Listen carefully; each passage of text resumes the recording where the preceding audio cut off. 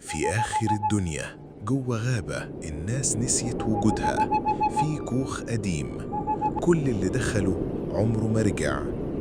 4 أصحاب كانوا فاكرينها مغامرة، بس الرحلة دي كانت بداية لكابوس ملوش آخر. مازن، انت متأكد اننا ماشيين صح؟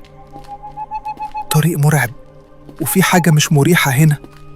ما تخافش يا مو، ده الكوخ اللي الناس بتحكي عنه من زمان.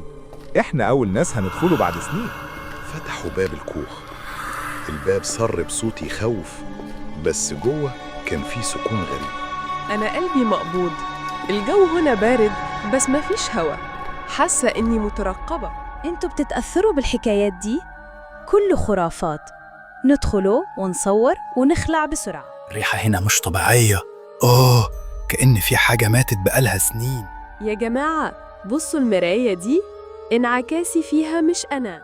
مازن قرر يطلع لوحده. أول ما دخل الأوضة فوق الباب قفل وراه والصوت اختفى، ومازن منزلش تاني. احنا لازم نطلع. الباب اتقفل.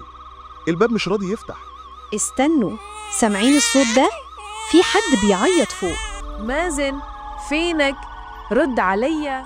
أنا حاسس بحاجة مسكاني، فيه إيد ماسكة رجلي، مش قادر أتحرك. المراية دي هي السبب، لازم نكسرها.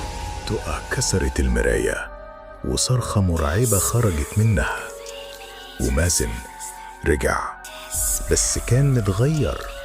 عينه سودة، جسمه مش طبيعي، كان حد تاني. ابعد عنا، انت مش مازن.